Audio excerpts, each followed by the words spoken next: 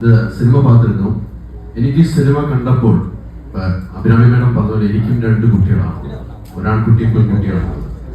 ഈ സമൂഹത്തിൽ എന്തൊക്കെയാണ് കുട്ടികളും പേരൻസും ഇപ്പോൾ സംസാരിക്കാൻ പോലും സമയം കണ്ട മൊബൈലിലാണ് ഇരിക്കുന്നത് എല്ലാവരും. ഈ സിനിമ വലിയ മെസ്സേജാണ്. ഇത്രയും നല്ലൊരു മെസ്സേജ് കുറെ നാളുകളായി സിനിമയിൽ കാണുന്നില്ല.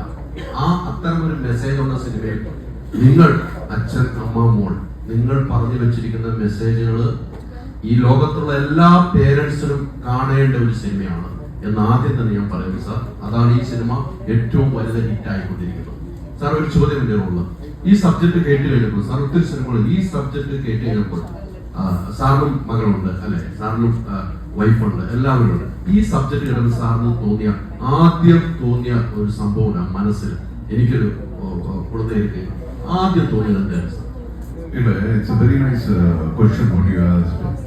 It is not about me having a daughter, எனக்கு family அப்படிங்கிற நிறைய பேருக்கு we see every day there are so many things happening to girls. Harassment எங்கெல்லாம் என்னென்னமோ நடந்துகிட்டு இருக்கு. Okay, as we speak இப்போ கூட எங்கேயோ ஏதோ ஒரு தப்பு நடந்துகிட்டு தான் இருக்கு. ஸோ இந்த மாதிரி தப்பெல்லாம் போகணும்னா ஒரு வீட்டிலே ஒரு சின்ன அவேர்னஸ். அதெல்லாம் டைரக்டர் கிட்ட பேசும்போது ஃபர்ஸ்ட் சொன்ன கதைகள் இதுதான் நம்ம மெயின் பார்க்குறோம்.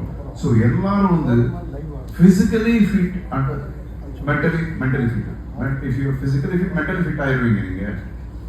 ஒரு தைரியம் அப்படிங்கிறது நமக்கு ஒரு கான்ஃபிடன்ஸ் வரும். எப்போ கான்ஃபிடன்ஸ் வரும்? When you